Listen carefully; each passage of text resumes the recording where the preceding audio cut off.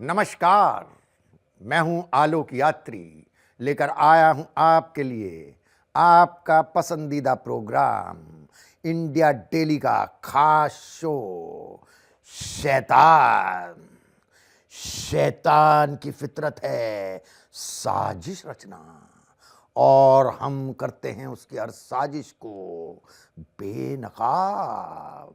हर रोज करते हैं आपको सावधान, क्योंकि आसपास कहीं भी हो सकता है शैतान।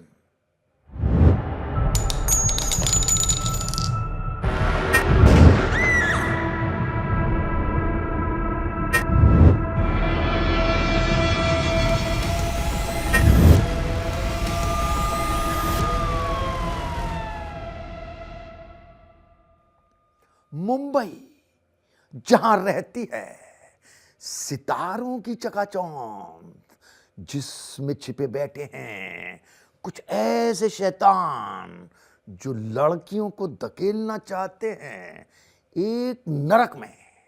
कुछ खुशकिस्मत लड़कियां बच जाती हैं इस दलदल में धंसने से, लेकिन सैकड़ों बदकिस्मत फंस जाती हैं इस दलदल में। बॉलीवुड एक बार फिर हुआ बदनाम। नामी एक्टर पर लगा है घिनौना इल्जाम।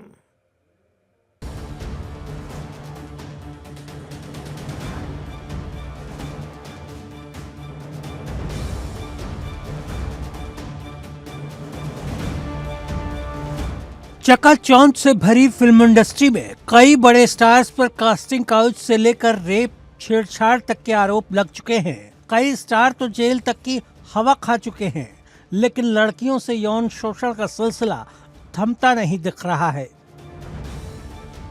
अब 90 और 2000 दशक के मशहूर एक्टर शरद कपूर पर यौन शोषण का केस दर्ज हुआ है। उन पर लड़की के साथ ठीक उसी तरह की हरकतें करने का आरोप लगा है जैसा उनकी पहली फिल्म दस्तक का किरदार था, साइको। एक महिला जो प्रोड्यूसर और एक्टर है, उसने शरद कपूर के खिलाफ खार पुलिस थाने में यौन शोषण का केस दर्ज किया है। पीड़ित महिला का दावा है कि शरद कपूर ने उसे काम के बहाने अपने घर बुलाया और वहां उसके साथ शारीरिक संबंध बनाने की कोशिश की। महिला के मुताबिक शरद कपूर से सबसे पहले उसकी बात फेसबुक पर हुई, फिर उन्होंने वीडियो कॉल पर बात की। महिला खुद एक फिल्म प्रोड्यूसर रही है, जिसके सिलसिले में शरद कपूर ने अपने खार ऑफिस लोकेशन भेजकर बुलाया, जहां पहुंचने पर महिला को पता चला कि यह ऑफिस नहीं बल्कि शरद कपूर का घर है। महिला अंदर गई तो शरद किचन से बेडरूम की तरफ गए और बाद में आवाज देकर बेडरूम में बुलाया। जब वो बेडरूम के दरवाजे पर गई तो देखा कि शरद बिना कपड़ों के वहां बैठे हुए हैं। ऐसे में महिला ने उन्हें कपड़े पहनकर बात करने के लिए कहा। शरद ने युवती को बाहों में भरने की कोशिश की और पीछे से गलत तरीके से पकड़ा। ऐसे में युवती ने शरद को धक्का दिया और वहां से भाग निकली। पीड़ित महिला ने इंडिया डेली से बात करते हुए ये पूरी घटना विस्तार से बताई और क्या कहा है वो भी आपको सुनाते हैं। उन्होंने मेरे को फेसबुक पे उन्होंने मेरे से कांटेक्ट किया था। ओके। ठीक है, वो कांटेक्ट करने के बाद उन्होंने मेरे को यकीन नहीं था कि भी वो हैं, तो इसलिए मेरी उनसे वीडियो कॉल पे मेरी बात हुई। जी जी। जब वीडियो कॉल पे मेरी बात हुई तो कांटेक्ट नंबर हमारा शेयर हुआ। फिर उन्होंने मेरे साथ फोन पे मेरे से उन्होंने बात की, जो कि व्हाट्सअप कॉलिंग व्हाट्सअप मैसेजेस थे। जी जी बिल्कुल। मैं उनसे वहाँ पे मिलने के लिए गई। उन्होंने मेरे को अपनी स्टूडियो का उन्होंने मेरे को लोकेशन भेजा कि मैडम आप आइए।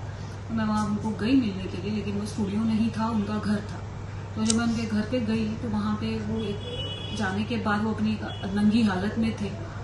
जी जी। जाके जब देखा कि वो ऐसी हालत में है तो उनको बोला गया है, उनको बोला कि सर प्लीज आप अपने आप को कवर कीजिएगा, मतलब आपसे बैठ के बात करते हैं। बिल्कुल फिर बिल्कुल। भी हमने अपनी तरफ से एक रिस्पेक्ट रखा उनके लिए, लेकिन उन्होंने हमारी कोई रिस्पेक्ट नहीं रखी। इसके बाद महिला ने व्हाट्सएप पर गाली गलौज के मैसेज भेजे, जो इंडिया डेली को भी महिला ने भेजे हैं, लेकिन इतने अश्लील हैं कि हम सुना नहीं सकते। इस मैसेज के बाद ही महिला ने खार पुलिस स्टेशन पहुंचकर एक्टर शरद कपूर के खिलाफ केस दर्ज कराया। मैं जी। इसलिए गई थी कि उन्होंने मेरे को फेसबुक, मेरा इंस्टाग्राम, ये सब उन्होंने मेरा देखा, जो ओके, भी मेरा ओके। सोशल मीडिया है। मैं एक एक्ट्रेस भी हूँ, एक्ट्रेस के साथ साथ मैं एक एक प्रोड्यूसर भी जी हूँ। जी, फिल्म प्रोड्यूसर हाँ, है। मैं देखिए जब मैं वहाँ पे गई थी तभी मैं अकेले ही गई थी, ठीक है। और जब मैंने रिपोर्ट किया, हाँ। ये सारी चीजें जो है, हाँ, तो उस टाइम आपके साथ हाँ, कोई, मेरे साथ ऐसे कोई भी नहीं था, खाली मेरा सिर्फ एक भाई है। अच्छा वो भाई कौन है, वो क्या करते हैं? वो मेरा एक भाई है, मेरे भाई होने के साथ साथ वो मेरा एक डायरेक्टर भी है। ओके, जो फिल्म आप कर रहे हैं उसका डायरेक्टर है। जी, मेरे उनका नाम क्या हुआ? जो फिल्म जो बना रही हूँ उसके वो डायरेक्टर भी है, रुद्राना सिंह करके। ओके ओके ठीक है, वो मेरे भाई भी हैं,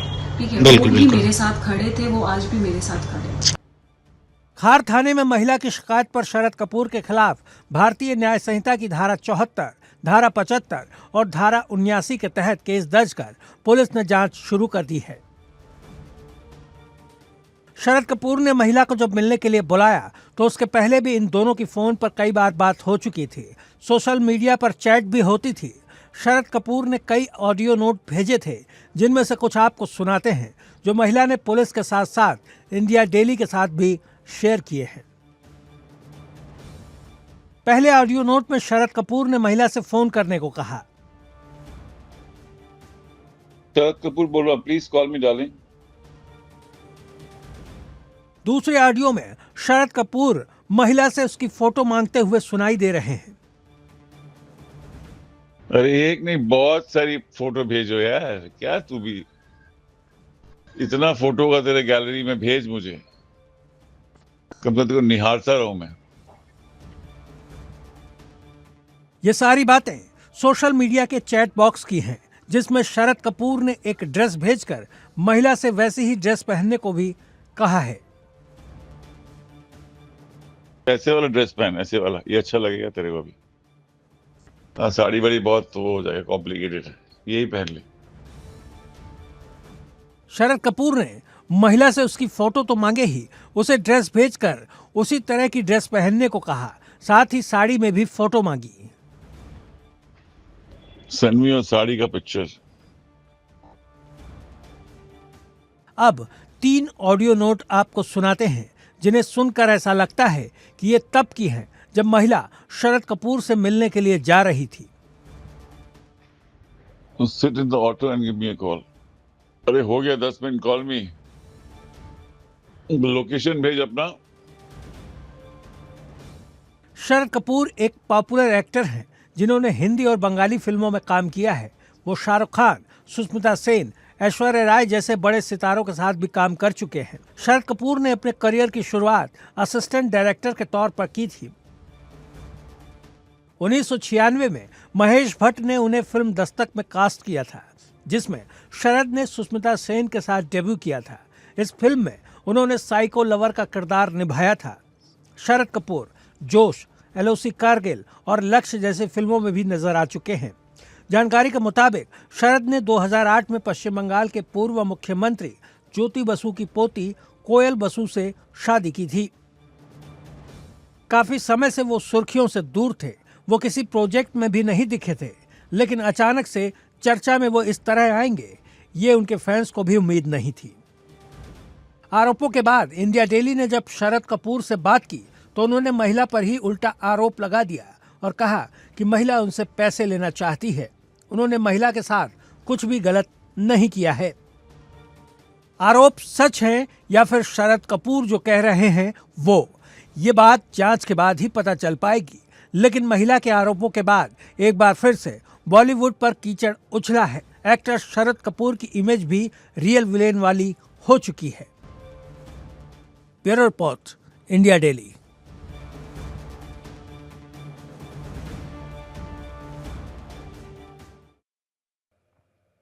बुजुर्ग महिला कराने गई थी इलाज।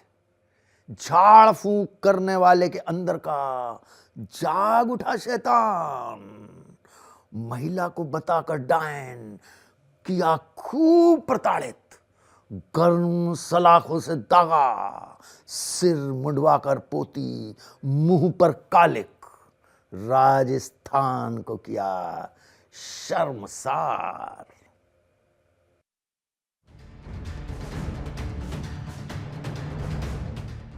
अंधविश्वास का खेल ऐसा खेला गया कि महिला दर्द से कराहती रही। उसमें इंसान नहीं, सबको डायन नजर आती रही। पहले उसे गर्म सलाखों से दागा, फिर सिर मुंडवाकर पोती गई कालिख। इतने से भी मन नहीं भरा तो गांव में जुलूस निकाल दिया गया। प्रताड़ना ऐसी कि जल्लाद भी कांप जाए। पेड़ से बांधकर महिला को मारा भी गया।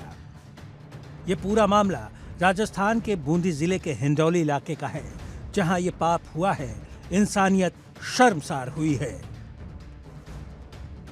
पीड़ित महिला की मौसी की लड़की, जिसके पेट में काफी समय से दर्द रहता है, वो पीड़ित के साथ जहाजपुर में एक झाड़ फूंक करने वाली भोपा के पास पहुंची, जहां आरोपी भोपा ने बताया कि पेट दर्द इसलिए रहता है क्योंकि उसकी मौसी के शरीर में बुरी आत्मा है और वही समय समय पर उसके पेट में आती है। इसके बाद आरोपी भोपा ने तंत्र मंत्र से पीड़ित के शरीर से बुरी आत्मा को निकालने की बात कही और पीड़ित को डायन बताकर तांत्रिक क्रियाएं करने लगा। पूरे शरीर पर लोहे के भाले और चिमटे से दागा, उसके बाल काटे गए, उसे प्रताड़ित किया गया, मुंह पर कालिख पोती गई, गांव में घुमाया गया, पेड़ से बांधा गया। ये सब 24 नवंबर को हुआ था, जिसके बाद परिवार महिला को घर लेकर आया, जहां उसकी हालत बिगड़ने लगी। तब मामला उजागर हुआ। उम्र 55 वर्ष, ये थाना हनुमान नगर में जिला शाहपुर है, उस इलाके की रहने वाली है और अपने पेट दर्द का ये इलाज कराने यहाँ पे अपने पुत्र और भाणेज के साथ हमारे हिंडोली थाना इलाके में आई थी।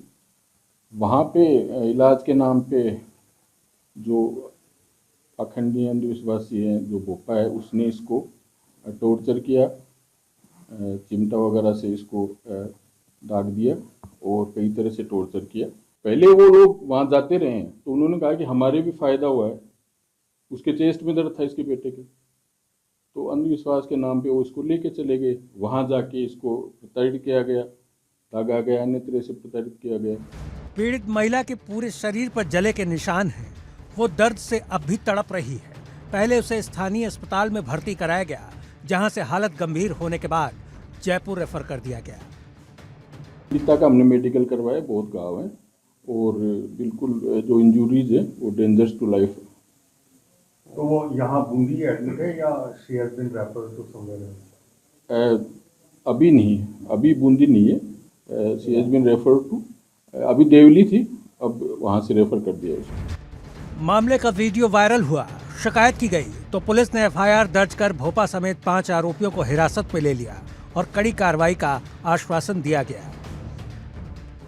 इसका मुकदमा कल हिंडोली थाने में दर्ज हो गया है और हमने सारे मुलजिम जो नामजद उनको डिटेन कर लिया है।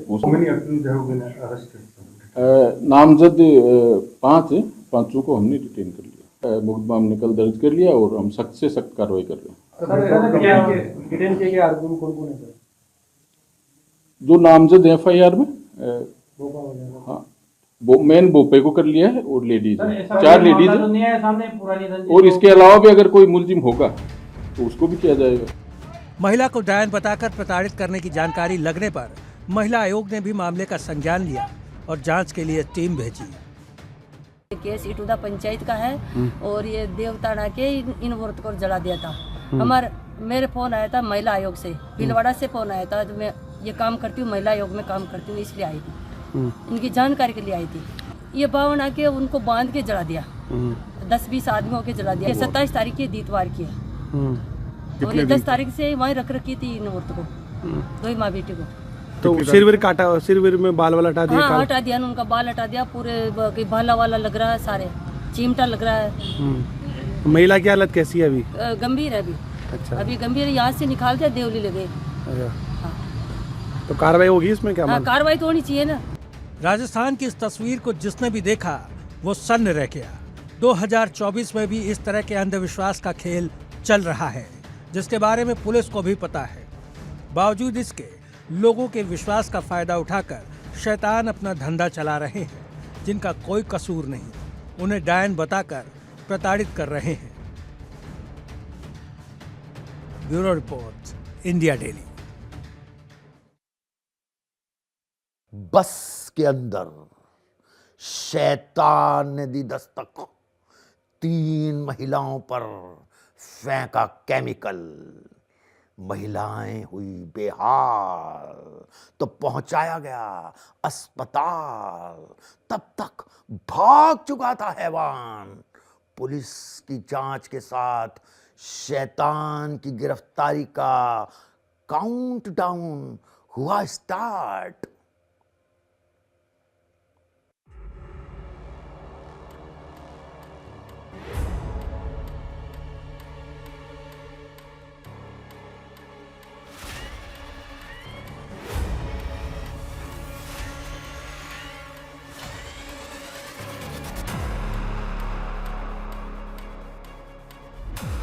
आंध्र प्रदेश के विशाखापट्टनम से दिल दहला देने वाली वारदात सामने आई है। बस में सवार 3 महिलाओं पर एक शैतान ने केमिकल अटैक कर दिया, जिसके बाद महिलाएं चिल्लाने लगी, केमिकल के जलन से रोने लगी।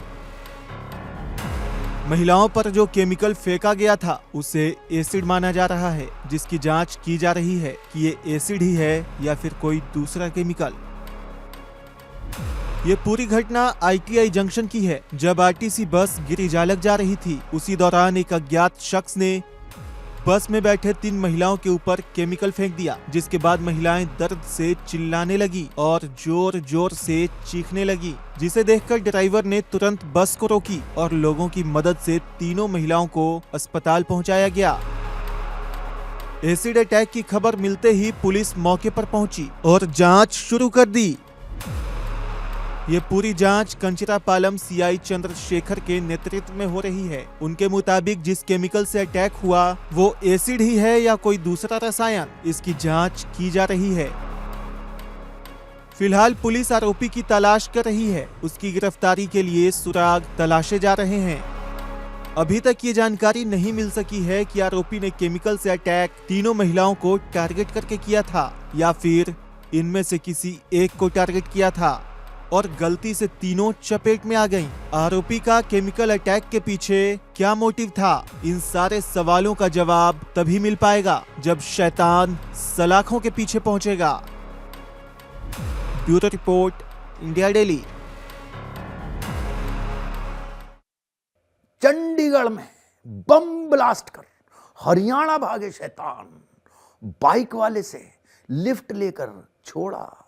पुलिस के लिए सुराग।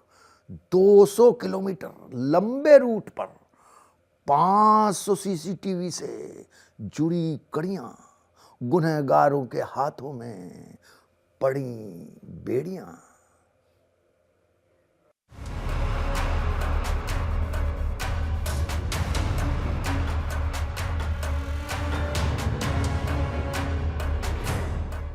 छब्बीस नवंबर की रात चंडीगढ़ में 2 क्लब के बाहर बम से धमाका हुआ, जिसके बाद हड़कंप मच गया।